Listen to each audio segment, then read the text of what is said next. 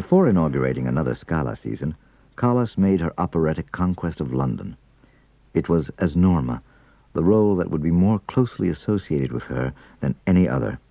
With her were Ebe Stignani as Adalgisa and Mirto Picchi as Poglione.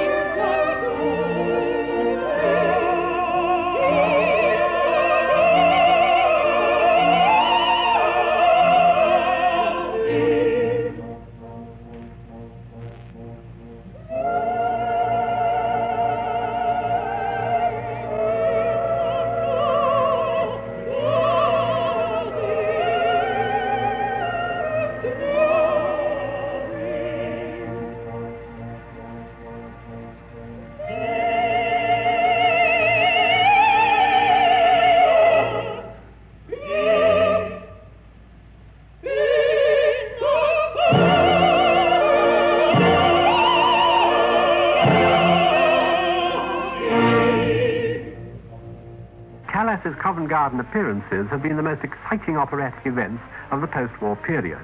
She was interviewed by Anthony Hopkins. How does it compare from the singer's point of view with other operas there? For example, from the point of view of acoustics, is it a nice theatre to sing in, the garden? Yes. It also depends. You see, the acoustic depends a lot on the staging. Yes. On how the scenery is, if you have certain platforms, if the stage is all open. There are thousands of little things that make an enormous difference. I can say one thing, of course. I do love London. 1952 ended with Lady Macbeth.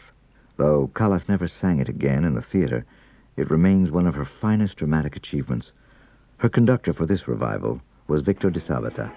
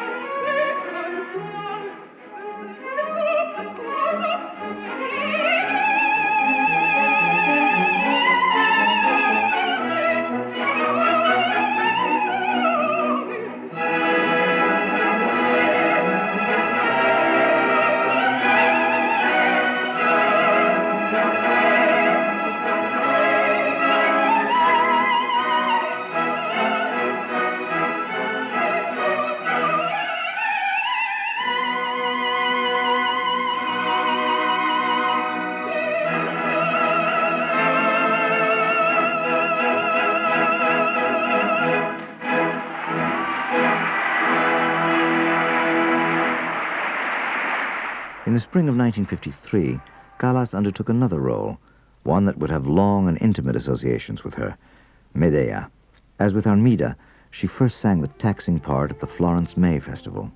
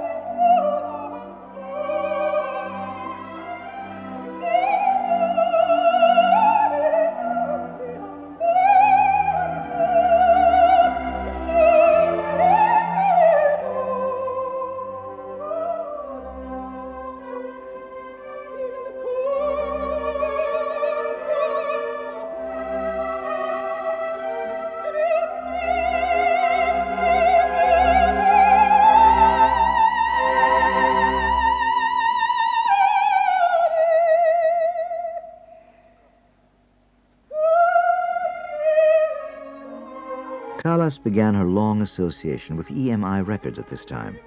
It brought her together with a man who, like Seraphine, would be an enormous influence in her life, Walter Legg. He guided her recording career and produced the majority of her studio recording sessions. From the first moment he heard Callas, he was fascinated by her sound. You see, one of the curious things about Callas's voice, she sounds as if she's singing into a bottle. I started looking into her mouth and throat, and to my astonishment, she has an upper palate of almost Gothic shape.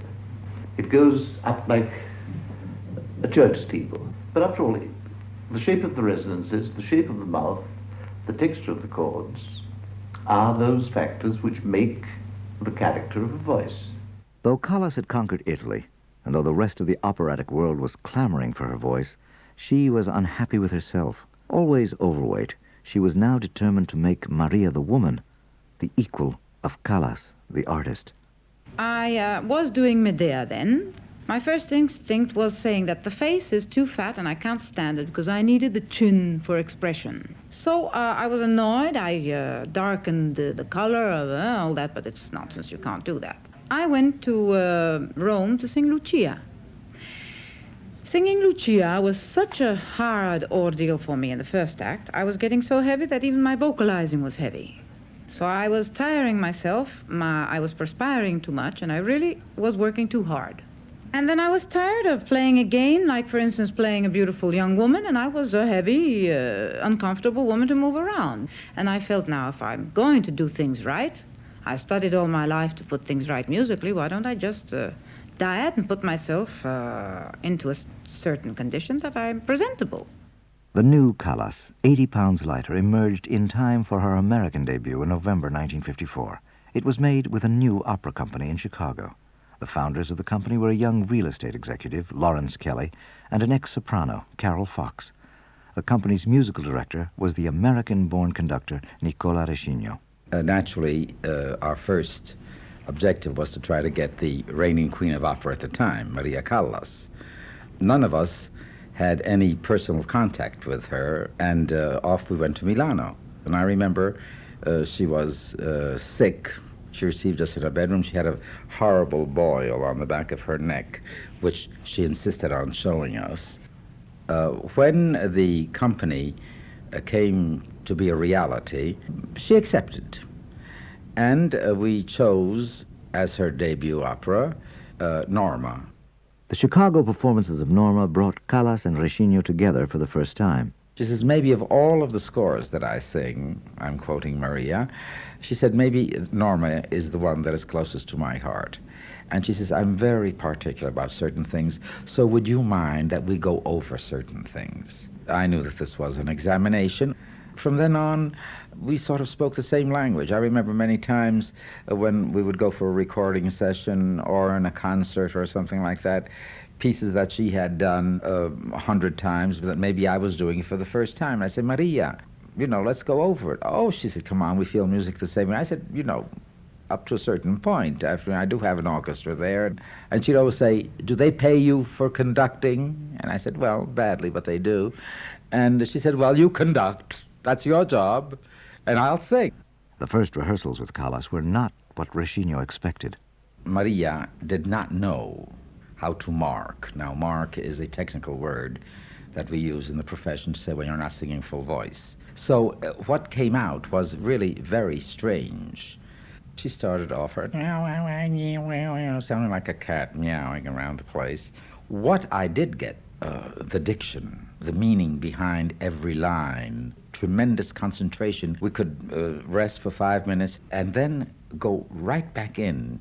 And I think that if one were to ask me what Maria Callas's principal asset was, I would have to say willpower. The lady was absolutely astounding. That first night in Chicago established Callas's name in America.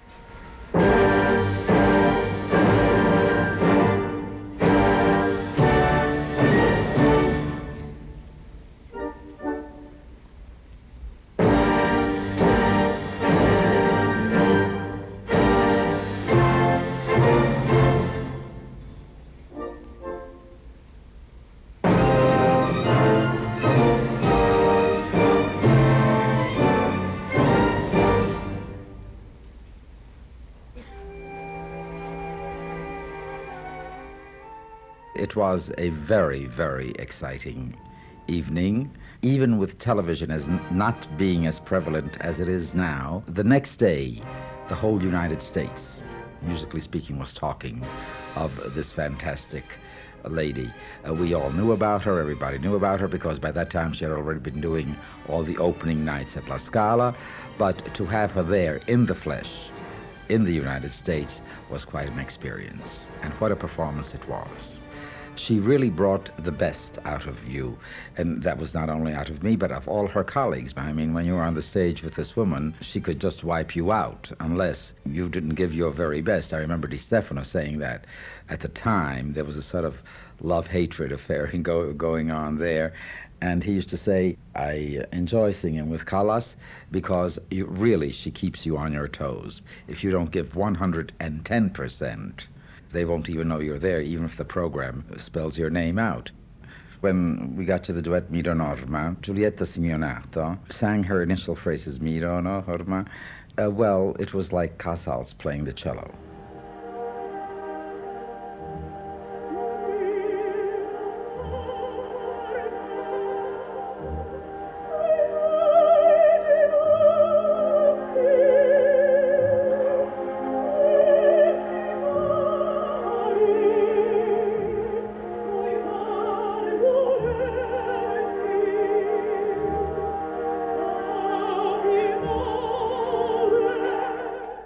I remember looking up, and in my admiration for Simeonato, I happened to see Callas, who instantly realized that that phrase could not be sung better, and she has the same phrase coming up. And I was waiting for her answer, perché? And Maria, rather than really singing it, sort of declaimed it.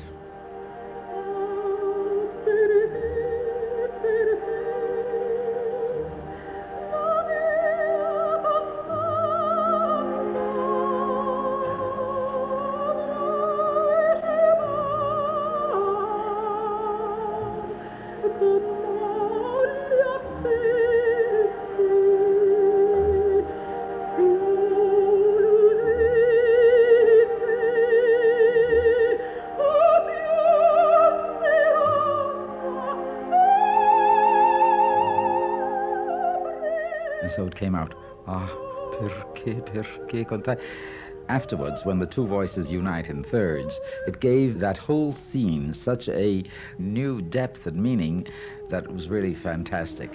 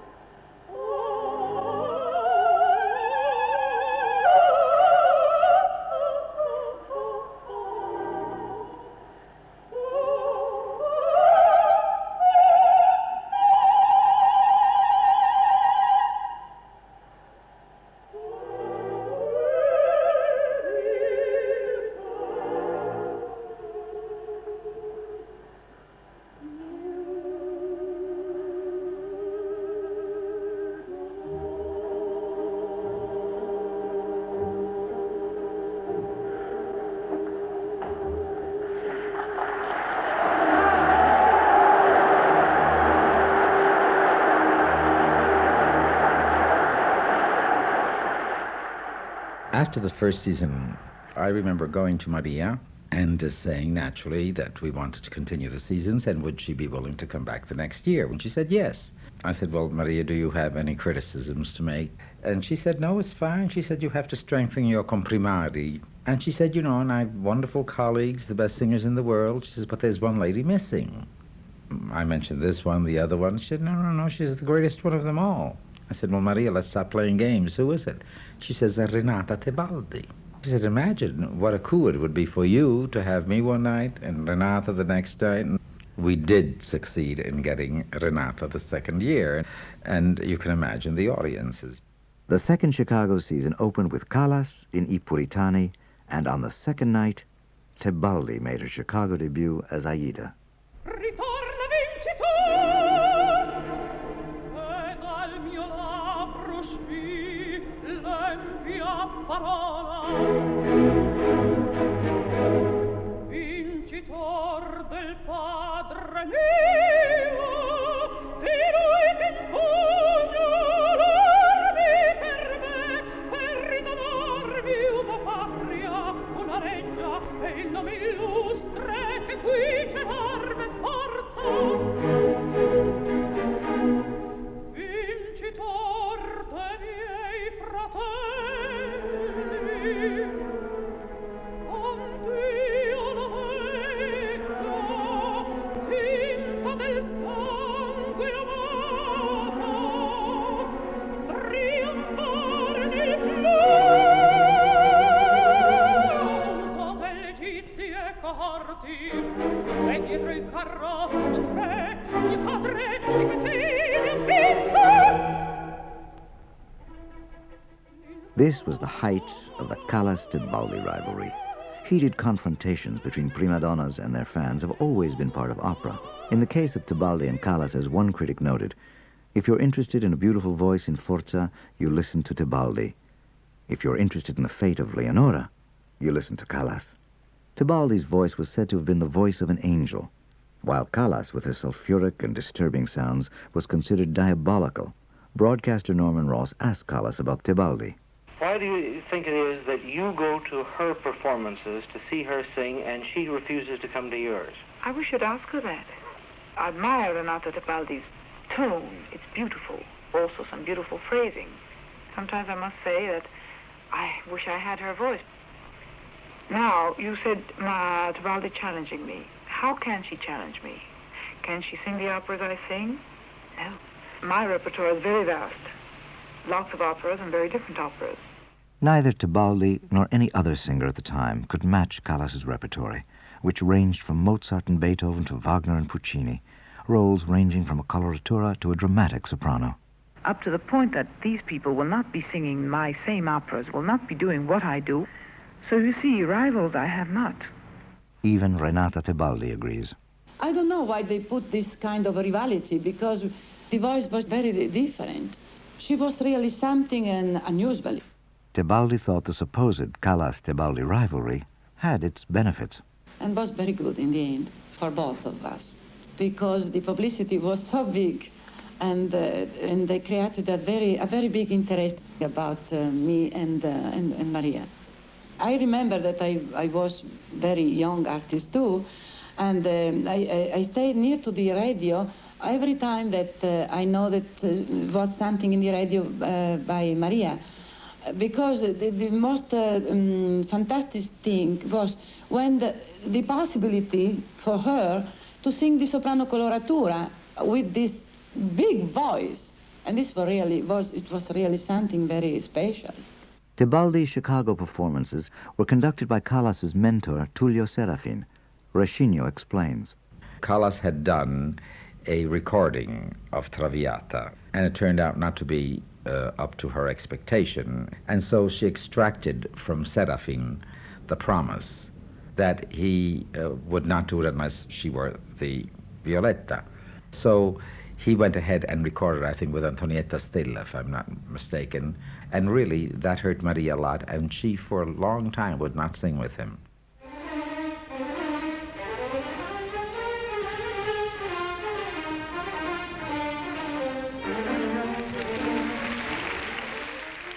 Callas sang Madama Butterfly for her first and only time on stage.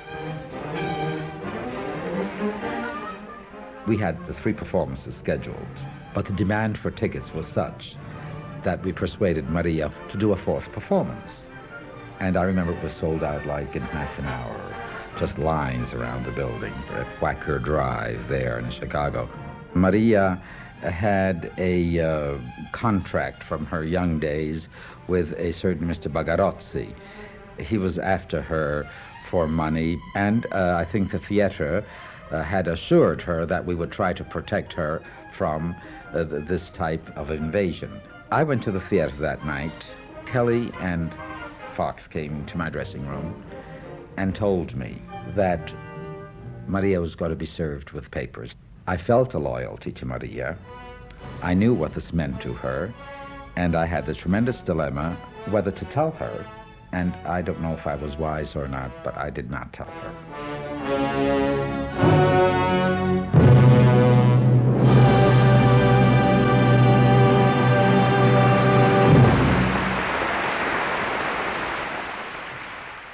Maria was very happy because it had gone very well, and the audience was delirious, and it was her last night, and she was going on to her next big engagement. After the curtain calls, we were going to our dressing rooms. This gentleman presented Maria. She thought he was, she was half blind anyway. She thought he was somebody who wanted her autograph or something. Instead, it turned out to be the process server. And then there was a photographer there who snapped that famous picture that dubbed Maria the Tigress of Opera. That started the big rift between Maria and the Chicago people. As a matter of fact, she never appeared in Chicago again. The photo, printed in newspapers around the world of Callas snarling at the Chicago process server, was to become an icon in the legend that was forming around the tempestuous and temperamental Callas. The gossip was a maze of half-truths and innuendo.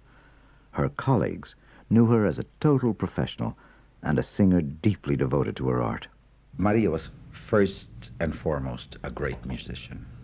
She never really bent the music to suit her vocal problems or virtues, but she put it at the service. Now, I don't want her to sound like a goddess because, thank God, she had clay feet. But all of her effects were always within the scope of the score. Her dealing of recitativo, the way she dealt with cadenzas that were meaningful, the blend that she succeeded in getting, let's say, between the registers. These are things that Maria had a little bit by nature, because Maria was a little bit the embodiment of the old prima donna.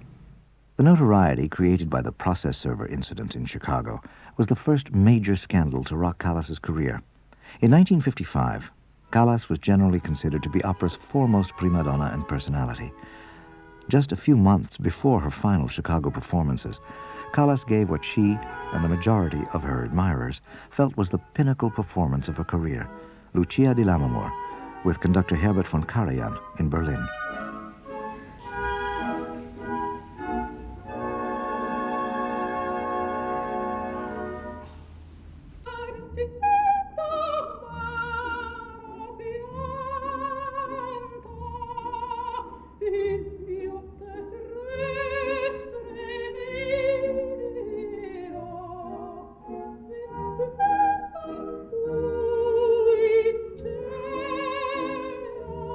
Io pregherò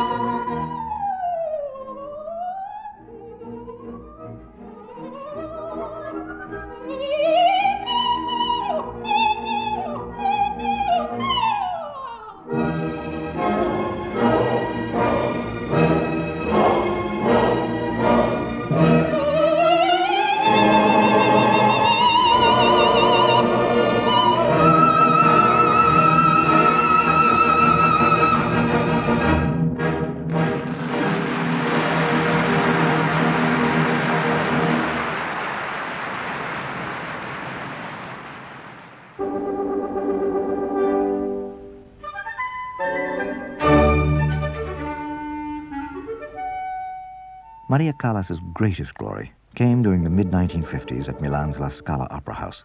One of Italy's foremost film and stage directors, Luchino Visconti, who had long resisted directing opera, changed his mind because there was a new Maria Callas, a slender and glamorous Callas.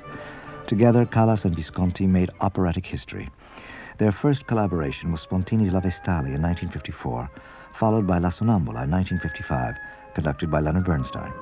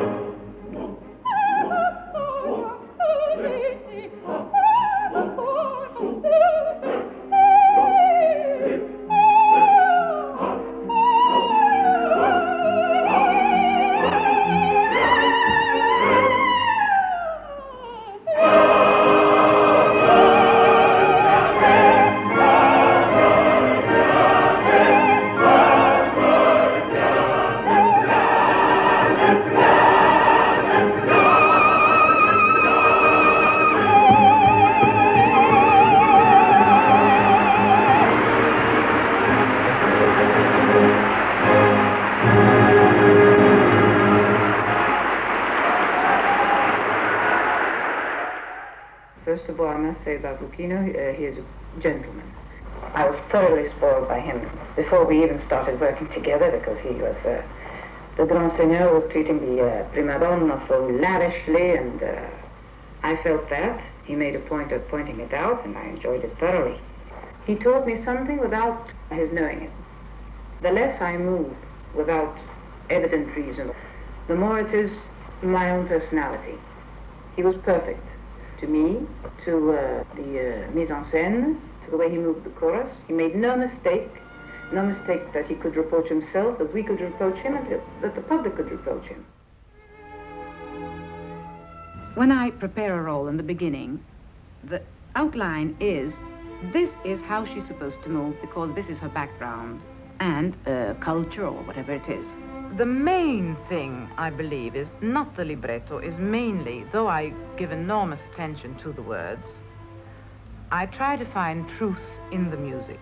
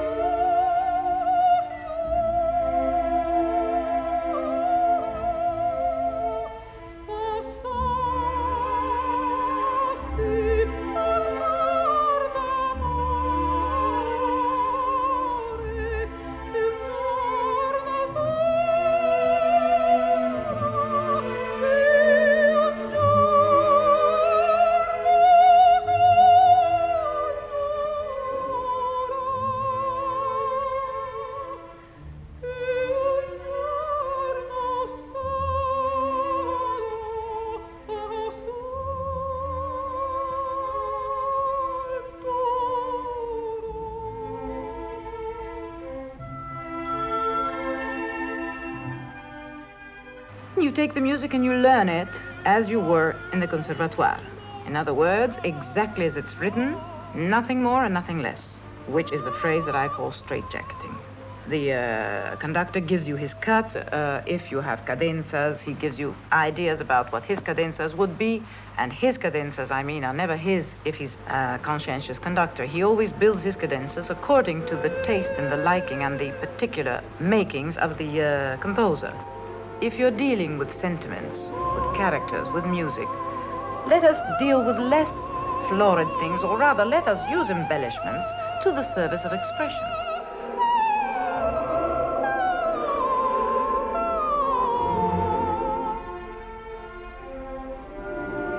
If you care that much for the composers and not for your own private success, you will always find a trill or an embellishment or a scale that justifies a feeling of happiness or of unhappiness, of uneasiness, anxiety. When Callas became familiar with the music and its possibilities, the notes themselves had to be conquered. Then you learn the role exactly as ABCD. When you've learned that, you try to speak it to yourself, as you have the recitative. They are the introductions to the arias. Once upon a time, 150 years ago, the public just used to walk out, eat, laugh, and would come in for the big pieces. Thank heavens now they don't. Once you learn how it's written, and the exact value of each note and each phrase, then, and this I have learned from Serafin in occasion of my Norma, so he said, very well, you know the music perfectly well. Now you go home, my dear Miss Callas, and speak it to yourself. And let's see if, with what proportions, with what rhythm you come back to me tomorrow. Rehearsals with the orchestra were the next step.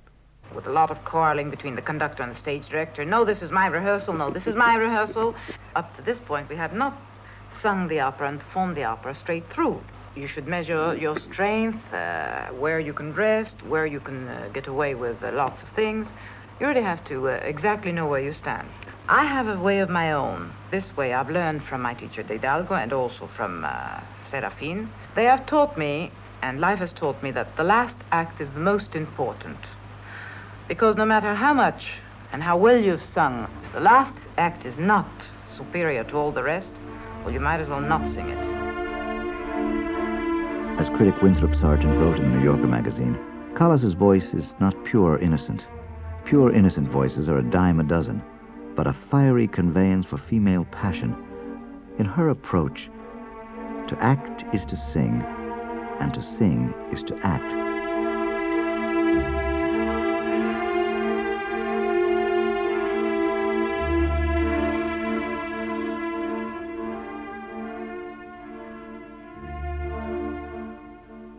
The dramatic intensity she brought to bel canto music had become a lost art in our century.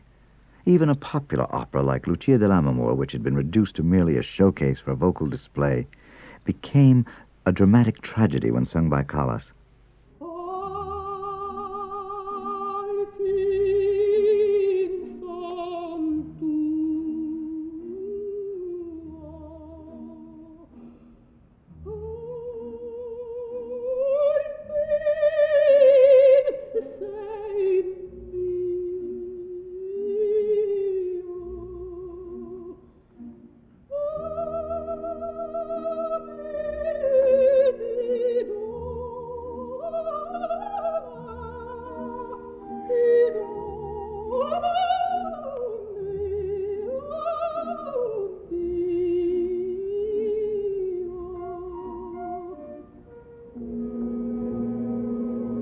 Like Giuditta Pasta in the 19th century, for whom Donizetti had written Anna Bolena, and for whom Bellini had written Norma, Callas approached this repertory as great drama.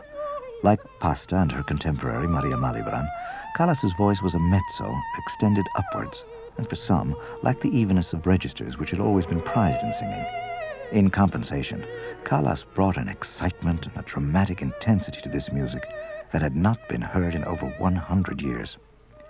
In 1957, Callas was at the height of her artistic powers and had come a long way from the raw young singer who had made her debut in Verona a decade earlier. In the beginning of your career, you can't get away with what you want, so you have to give the public a little bit of its desire. In other words, a very long held note and one of those things. But later, with the years, you tend to underact and underplay. Before you sing a phrase, you must always prepare it. Have it read in your mind. In other words, you think of the phrase, you prepare it on your face, and then you actually perform it. And this goes on in any opera and whatever opera you do.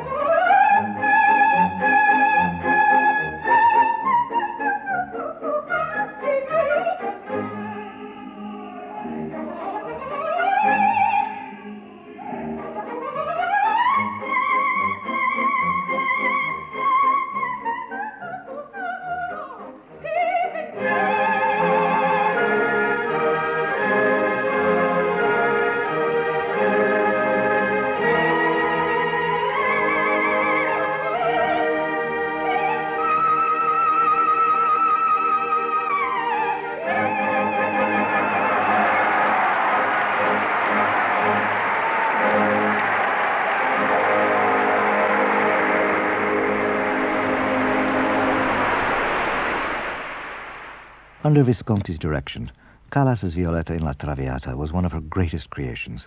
Callas was joined in this production by tenor Giuseppe Di Stefano. Violetta was a character for whom Callas had a close affinity, and she found that many of her own emotions paralleled those of Violetta. She's younger, she's more enthused, but she was already unhappy and bitter in the first act, and it comes back all the time saying, "Oh, love, what do you want love of me?" And in fact, when the tenor goes and old people go away, she keeps on saying, well, it's very funny that this phrase should always come back. The second act, she's not laughing anymore, she's sincerely hoping. This is my psychology, that in the first act she says, oh, well, let's try, probably. Oh, laughing, no. The second act, she doesn't laugh, she sincerely hopes, she's sure that it is true, that it has come true.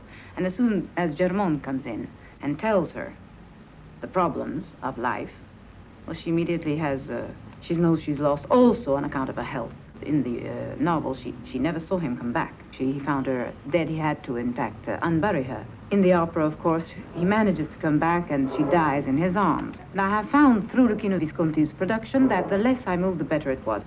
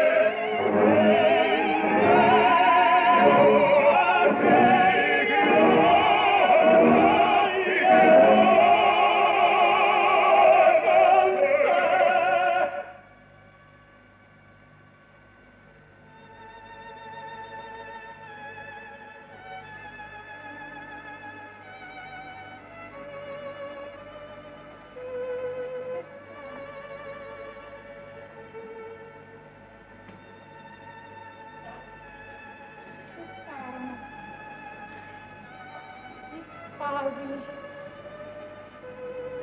dolore di me. Rinasce, agita, insolito vigore.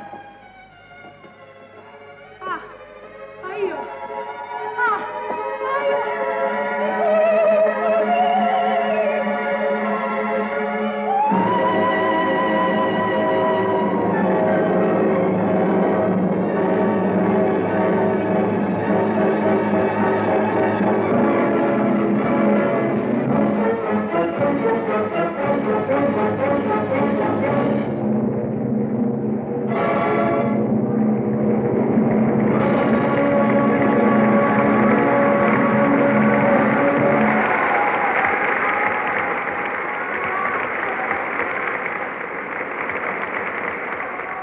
Without the critics knowing it, I had a compliment paid to me.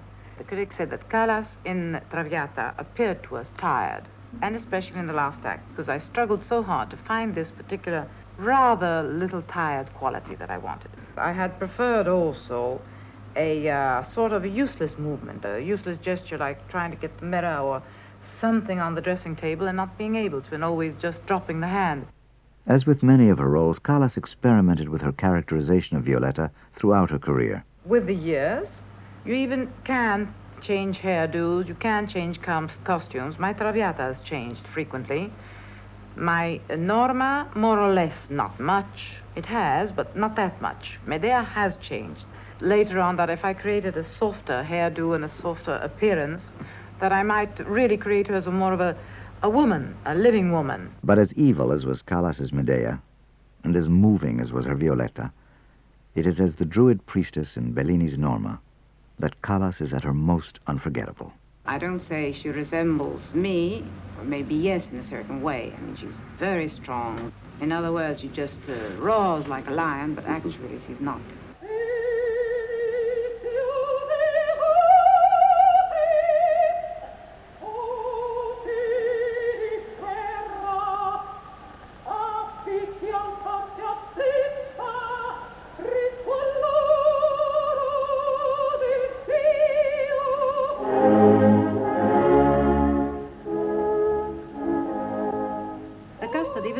Consequence, rather a straight line of singing, which of course is very difficult also, because after these strong, powerful recitatives, you have to keep the line very peaceful and very nearly silvery.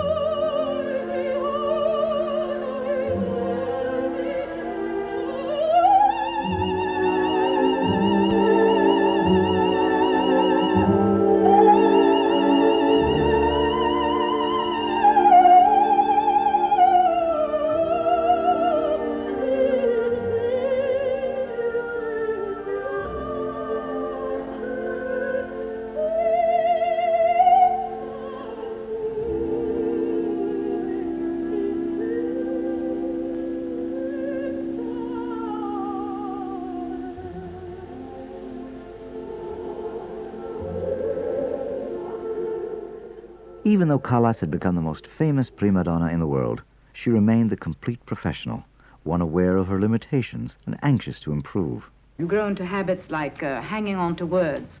For instance, if you say casta diva, you can't, if you speak casta diva, you can't say casta diva. Or you sing the same way. You can't say casta diva che in argenti. On stage, you get into these bad habits. It was as Norma that Callas finally made her much-awaited debut at the Metropolitan Opera in the fall of 1956. It was preceded by an unflattering cover story in Time magazine, which rehashed all of the Callas clichés: the temperamental soprano, the difficult colleague, the rivalry with Tebaldi, her quarrels with her mother. I suppose I did have a bit of, shall we call it bad publicity, some articles against me, but I must say I was most happy at the Met. When it came to her voice, it was clear she knew it was a controversial sound. Some people say I have a beautiful voice, some people say I have not. It's a matter of opinion. Some people say I have a unique voice, and some people say it's just a whole big lie. People who don't like me can just not come and hear me. As for unique, I don't know whether it is unique. I think it's not. I think I'm just doing what once upon a time was done. once upon a time sopranos were considered sopranos, not light or heavy or medium or whatever you call it. A soprano was supposed to do every kind of opera. It's like a violinist, a pianist. It has to perform any kind of music. Callas was asked to contrast singing at La Scala with performing at the Met. On one side, I'm happier at the Scala because you see the Scala has more money. The Scala has, I can't say more tradition because the Metropolitan has an enormous tradition. I have sung there more. You see, at the Metropolitan, I have only had 2 months' work there. Forgive my word job because it's so vulgar. I have given birth to so many operas at the Scala, where at the Metropolitan, no. The opera house in itself is lovelier. The acoustic is much nicer. At the Met, unfortunately, we do not have a nice acoustic. And I'm afraid that's why I can't be very happy. You see, when you sing at the Metropolitan, you lose control of your voice because you don't hear it at all, so you force yourself. I will do my best to be happy at the Met, especially because the public has been so wonderful to me, and I've been so very happy with Mr. Bing. A special air of anticipation can be felt throughout the Opera House, for we are about to hear the Metropolitan Radio debut of Maria Meneghini Callas. Miss Callas will be heard in the title role of Gaetano Donizetti's Lucia di Lammermoor, a work which is automatically associated with coloratura, virtuosity, and splendor. Mr. Bing. Thank you, Mr. Cross, and good afternoon. In view of the fact that opera is an international art, I think it is extremely interesting to note that today's cast is international too. I'm sure you would like to meet them. First, Maria Meneghini Callas. How do you do to you all? How do you do, Mr. Bing? Thank you. Not good at words, I suppose. The only thing I can say is to this vast, enormous public is that I hope I do, please you. I'm so happy to be with you today, especially in my own country. When I think that I stole so much of my homework just to listen to these Saturday broadcasts when I was a child, it's just, well, it gives me, I suppose, a bit the jitters to have to do it today, although I should be used to it. Anyway, I do wish to give you a hearty thanks and hello to the Greek part of my blood, that is to all the Greeks here, to the Americans, I'm born here, so I consider myself an American, and to the Italians, being an Italian wife. So thank you all, God bless you, and thanks again. Thank you, Maria Callas. And now to the villain of this afternoon's performance, Enzo Sordello, who sings the part of Enrico. Good afternoon, and thank you, Mr. Bing. È la prima volta che mi trovo negli Stati Uniti. Ne ho ricevuto una grandissima impressione. Bing's introduction of Sordello as the opera's villain was more apt than he could have known at the time. A run-in between Callas and Sordello during the performance provided further fuel for the myth of Callas, the temperamental prima donna. She was not in her best form for the broadcast and had to clip short a high note at the end of her duet with Sordello. He, however, held on to his last note.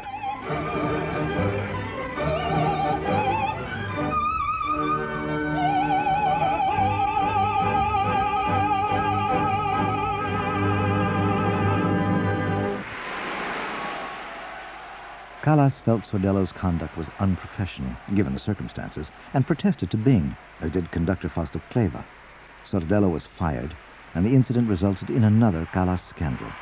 Despite Callas's indisposition and the run-in with Sordello, her Lucia made an enormous impact on the Met's audience. Miss Callas motions to Maestro Cleva as the audience shouts and applauds. She bows and now she's throwing kisses to the audience. And she does all this in a sort of graceful, slow-motion style. Hello? Hello, Maria Callas?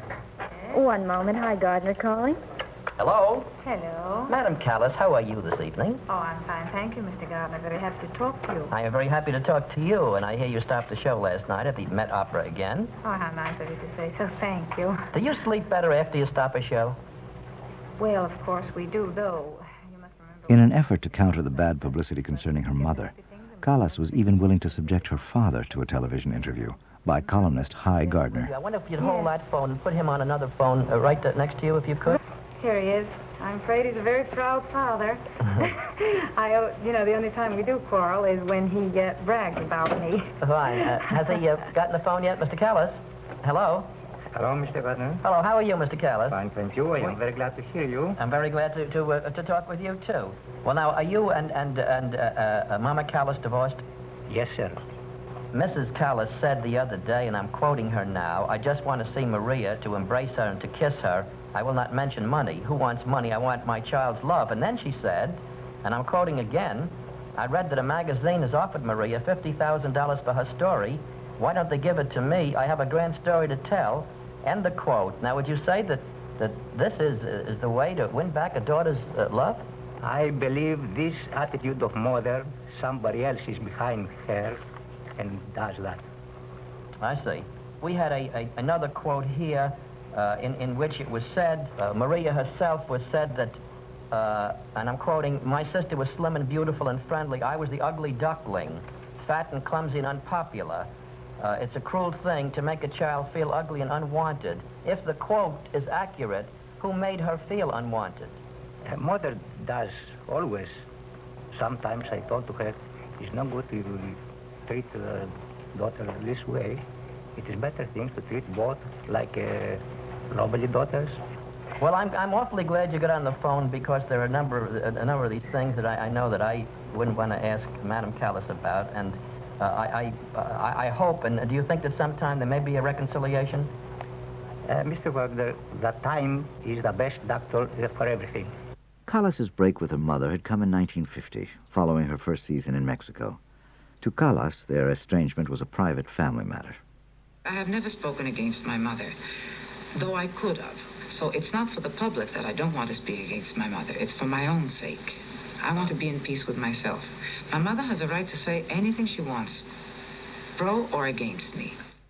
The root of the trouble was money. When it was not forthcoming, Evangelia Callas applied pressure. Well, I mean, she says, you either give me this and that, otherwise I'll plaster against all the newspapers, and that she did. She used blackmail, unfortunately, and I don't like blackmail by anybody.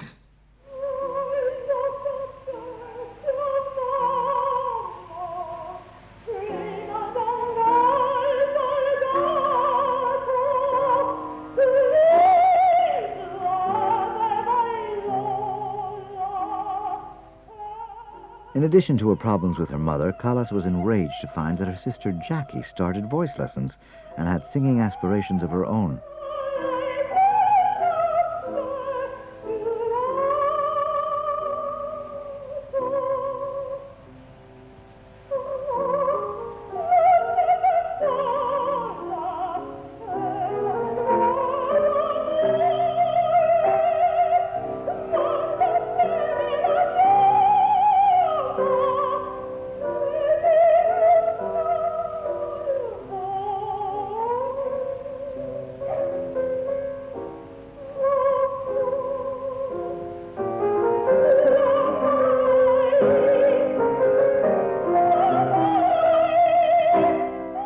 Though Jackie Callas had a substantial voice, she lacked her sister's musicality and her drive, and Jackie's ambition as a professional singer faded after losing a talent contest in Italy. Later, however, she did give some concerts in Athens.